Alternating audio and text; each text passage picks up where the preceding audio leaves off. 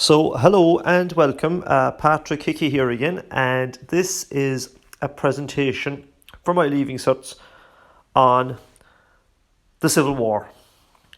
And I'm going to start now by looking at the spark, actually how the Civil War begins.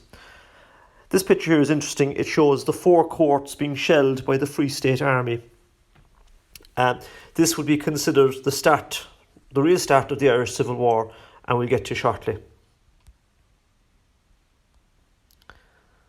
Now, how it began was, in April 1922, about 200 anti-treaty IRA, led by Rory O'Connor, occupied the four courts in Dublin, resulting in a tense standoff between them and Free State forces. Now, why did they occupy the four courts? Well, I suppose they wanted a dramatic act of defiance against the new Free State government. Plus, it was a reminder of 1916, this idea of taking over a high-profile building and occupying it. I suppose O'Connor too was actually considering overthrowing the government and setting up a military-style government. So Irish democracy is in serious danger. Someone had to take a stand. What I call Operation Save Democracy. And the man of the hour, again, okay, I suppose from time to time you may detect some bias, but I suppose the man of the hour here was Michael Collins, who, to begin with, tried to persuade O'Connor and his men to leave the building peacefully before fighting broke out. However, when this did not work, Collins eventually had to act. Now, he got a big boost in June when pro-treaty parties received an overwhelming majority in the June 1922 general election. Actually, 78% of the people voted for pro-treaty candidates. The British government was also putting pressure on Collins, especially after the murder of a high-profile British Army officer, Sir Henry Wilson, in London that June by the IRA. Here's Wilson. Now, there is a theory, actually, that Collins himself gave the order for his murder, but certainly the anti-treaty IRA were blamed for it. Now, the final straw for Collins was actually the kidnapping of one of his leading generals, a fellow called J.J. O'Connell. Now, the anti-treaty side fortified the four courts, planting mines and barricading the whole building. Collins would need to be well armed when he attacked. So he accepted a British offer of artillery and shells. 2 cannons were placed across the Liffey from the four courts. Now, this was probably a bad move by Collins in that it would lead to people perceiving him as pro-British or even taking the British help in this engagement. Now, before shelling began, O'Connor was given one more chance to leave. When he refused, I suppose you know what happens. The bombardment began on the four courts on the 28th of June. So here are some pictures now of the damage done. So this marks the beginning of the Civil War and what's called the Battle of Dublin.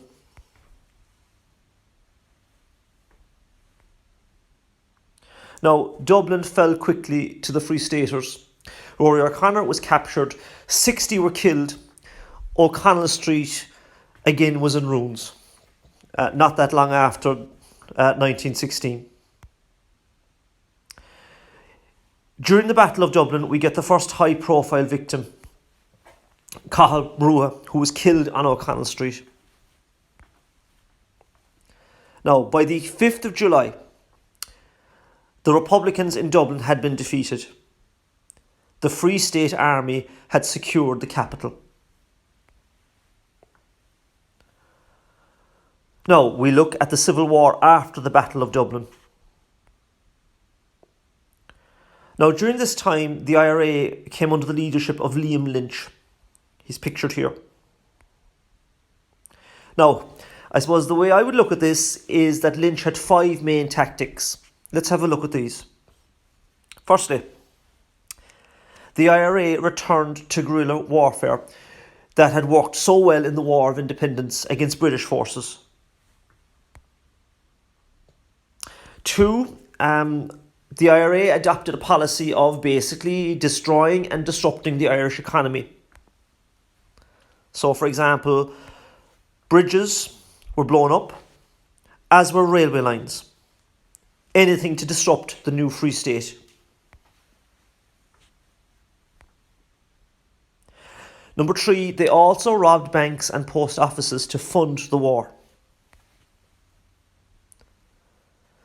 Number 4, Lynch contributed to the growing bitterness of the war by issuing a general order sanctioning the killing of Free State TDs, judges and newspaper editors.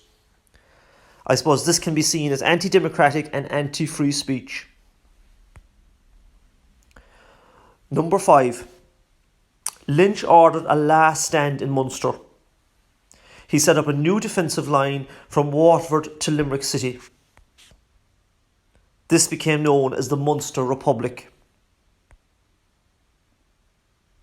Now, by the 20th of July, Free State forces had captured Waterford and Limerick.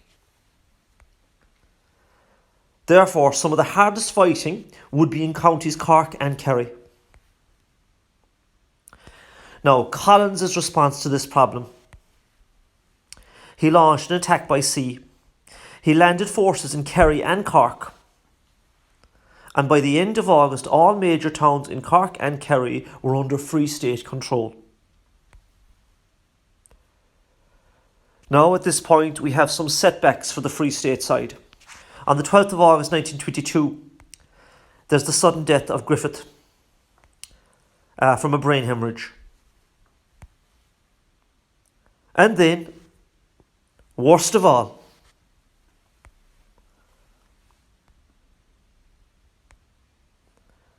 we get the death of Michael Collins.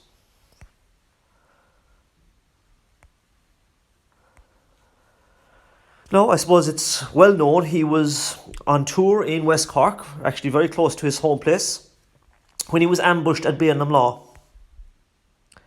The main reason he died? Well, let's be honest, a lot of it was overconfidence and carelessness. He had said, "No one will shoot me in my own county."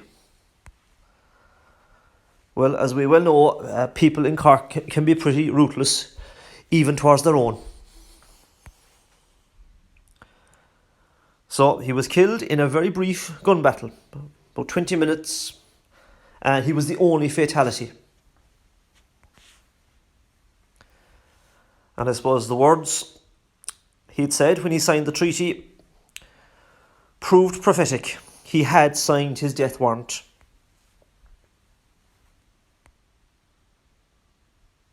Again, he is buried in Glasnevin. We can see here Leo Varadkar putting a wreath near his grave. And again, if you go online, Johnny McAvoy does a very beautiful rendition of the song Michael Collins. Worth checking out.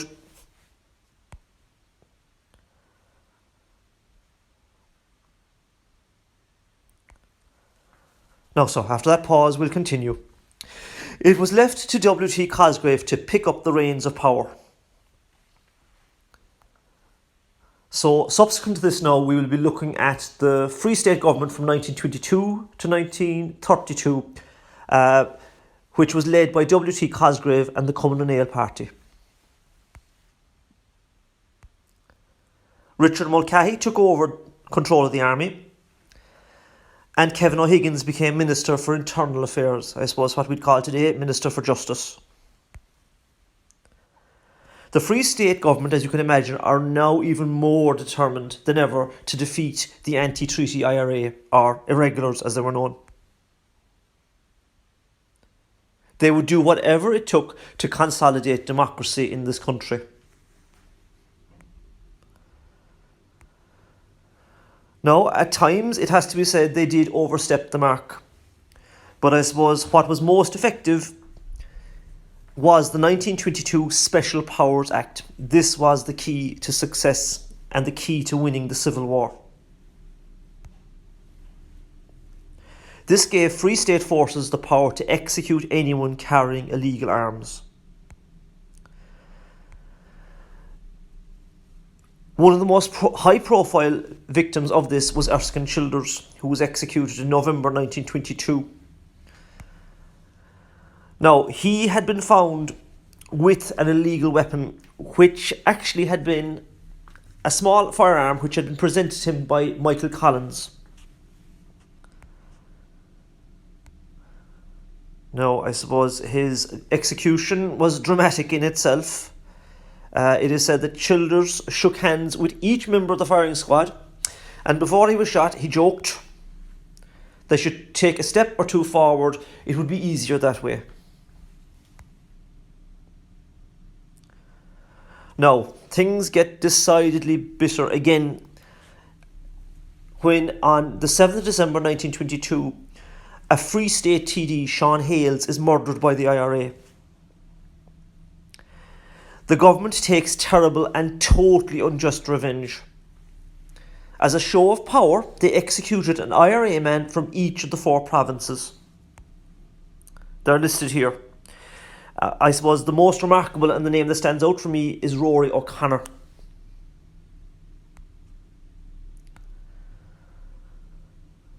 Now, Kevin O'Higgins, the hard man of the Free State government, signed the death warrants. And we can see here now a picture from happier times. O'Connor and O'Higgins were actually best of friends. And O'Connor had been the best man at O'Higgins' wedding just a few months previously. Again, you can see Higgins in the middle, O'Connor to our right. It just goes to show how bitter the war had become, how best friends could now do this to each other. In total, the Free State would execute 77 Republican prisoners. Another 11,000 would be detained.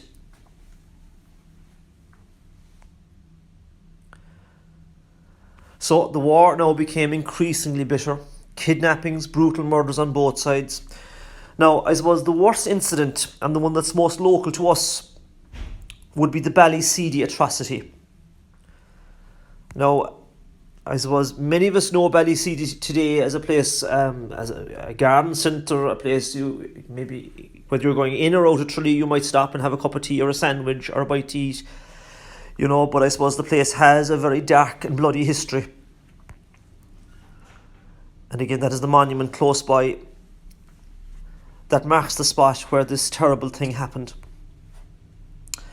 What happened was 9 IRA men were brought out from Tralee prison and tied to a log at the spot, and a bomb was detonated, intended to kill all 9, but 1 man survived, a future Fianna Fáil TD, Stephen Fuller.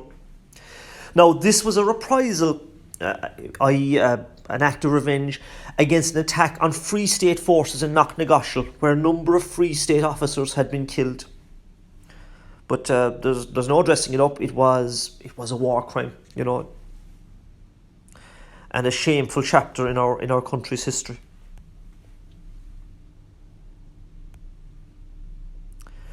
Now, if it's still available, I would recommend checking out a documentary on YouTube called The Madness from Within Part 5, which deals with Ballyseedy and Liam Lynch and the end of the war. Now, the end did come in May 1923.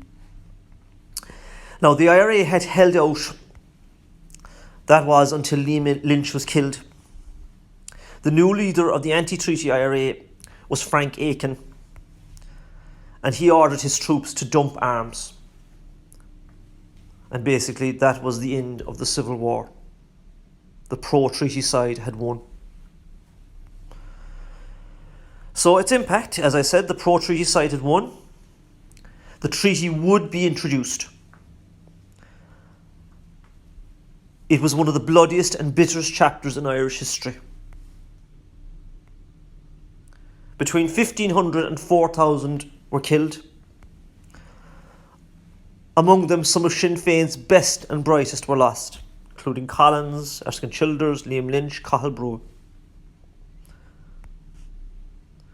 The war caused great destruction of cities and transport infrastructure and would hold back the Irish economy for decades. Irish politics would also be divided along pro- and anti-treaty lines. Now, in most countries, they developed along left or socialist and right conservative lines. So again, if you look at Britain, you have a Labour Party and a Conservative Party. That's not how it worked out in Ireland. Our political system is still largely based on Civil War lines.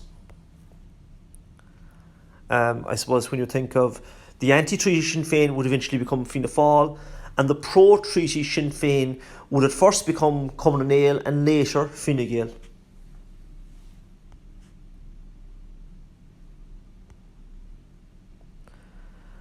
Okay, so that's where I'm going to finish up. The next time we'll meet and talk history, we will be looking at the Cumann na nGaedheal government led by W.T. Cosgrave from 1922 to 1932. So I hope this was of help, and once again, hoping everyone keeps safe and well, and all the best. Okay, bye-bye.